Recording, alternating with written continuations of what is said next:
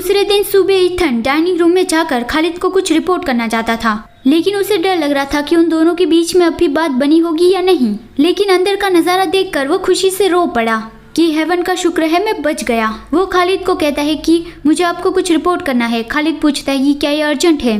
Ethan कहता है कि हाँ शायद। तो फिर खालिद का रिएक्शन देखकर ईथन को चैन मिला कि लगता है कि अब मुझे आगे के दिन जिंदा रहने मिलेगा। फिर ईथन हेराल्ड के बारे में उसे पूछता है। खालिद कहता है उसे कुछ भी काम मत देना, वो बेवकूफ़ है। क्या वो आज यहाँ पे आया है? ईथन कहता है कि हाँ वो आज आपसे माफ़ी मांगने आए होंगे शायद। खालिद कहता है कि उसे वापस भेज दो और वो जल्दी ही कासल में वापस ना आए, ऐसा कुछ करना। तो आइड्रिस ने भी ये नोटिस कर लिया कि हेराल्ड यहाँ पे आया हुआ है। वो जब बाहर गई तब हेराल्ड उसके सामने ही था और उसे देख के वो कहती है कि ओह आप फिर से आ गई लॉर्ड प्रॉरान। लेकिन इस बार हेराल्ड की हालत कुछ खराब लग रही है। उसके डार्क सर्कल्स आ गए थे, जैसे उसने काफी दिनों से नींद ना ली हो।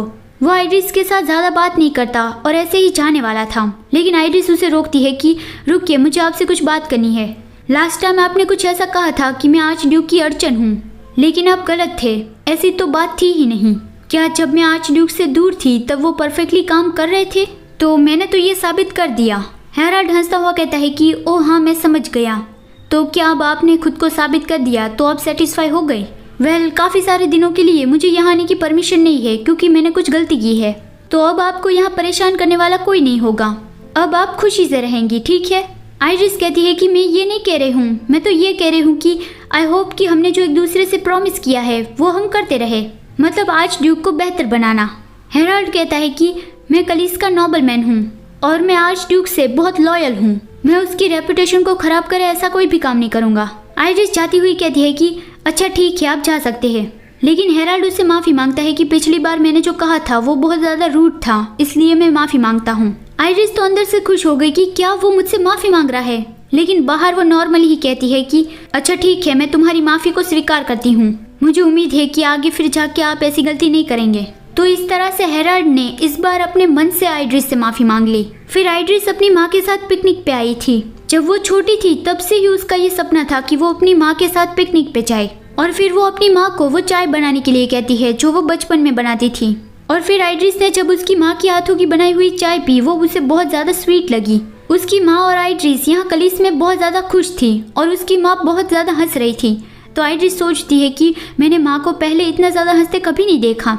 आई होप कि ये मोमेंट हमेशा के लिए रहे। फिर दूसरे दिन आइड्रिस को छींक आने लगी तो खालिद परेशान हो गया कि क्या हम डॉक्टर को बुलाएं, लेकिन आइड्रिस मना कर रही थी कि ये तो बस छोटा मोटा कोल्ड है, मैं थोड़ा आराम कर लूँगी तो मैं ठीक हो जाऊँगी। वो सोने चली गई थी और फिर जब वो उठी तब ऑलरेडी दोपहर हो गई थी। उसे ऐसा लग रहा था कि उसे एक बुरा सपना आया था। जब वो लंच के लिए डाइनिंग रूम में गई तब वहाँ पे उसकी माँ तो थी लेकिन खालिद वहाँ पे नहीं था। वो सोचती है कि खालिद अब भी ज़रूर काम ही कर रहा होगा। उसे जो बुरा सपना आया था उसकी वजह से उसे भूख भी नहीं लगी थी, लेकिन जैसे ही उसने पहला निवाला खाया तो उससे वॉमिटिंग जैसा होने लगा। वो तुरंत ही भाग के वहाँ से चली गई और वो सोच रही थी कि कल उसने पिकनिक पे जो फूड खाया था उसमें शायद कुछ गलत होगा। पहले उसे ठंड लग रही थी और अब उसे वॉमिटिंग हो रहा था। वो सोच रही थी कि कल का दिन बहुत ज़्यादा गर्म था, हम काफ़ी वक्त से बाहर थे तो खाना शायद बिगड़ गया होगा। शादी से पहले उस घर में मुझे अच्छे से खाना नहीं मिलता था तो इसीलिए ही मेरा स्टमक बहुत ज़्यादा वीक है। तभी एल्जा वहाँ पे आ गई और वो उसे पूछने लगी कि अचानक से आपको क्या हो गया था। वो आइड्रिस को उसके रूम में ले जाती है, लेकिन ऐसा हुआ इसलिए सभी सर्वेंट्स ऐसा सोचने लगी कि आइड्रिस प्रेग्नेंट है। तो आइड्रिस परेशान होगी कि ये क्या हुआ, इन लोगों ने ऐसा कैसे सोच लिया। यहाँ तक कि एल्जा भी वही सोच रही थी, लेकिन आइड्रिस सोचती है कि मैं प्रेग्नेंट कैसे हो सकती हूँ। ये सच है कि मैंने खालिद के साथ काफ़ी सारी रातें बिताई है, लेकिन हम सिर्फ एक ही बिस्तर पे सोते थे, हमने कुछ भी नहीं किया था, तो मैं प्रेग्नेंट हो ही नहीं सकती। और वो कहती है कि एल्जा ऐसी बकवास बातें करना बंद करो और डॉक्टर को बुलाओ। लेकिन एल्जा है कि मान ही नहीं रही थी, वो तो कही जा रही थी कि आप ज़रूर ही प्रेग्नेंट हो। आइरिस सोचते हैं कि तो इसीलिए ही सुबह से मुझे बैड फीलिंग आ रही थी और वो कहती है कि प्लीज़ एल्जा डॉक्टर को बुला दो। मतलब अभी सब लोग नहीं मान रहे लेकिन डॉक्टर कहेगा तो सब लोग मान जाएंगे। तभी खालिद वहाँ पे आता है और कहता है कि आइरिस तुम ठीक तो हो, कासल में ये क्या रूमर्स फैल रही है कि तुम प्रेग्नेंट हो।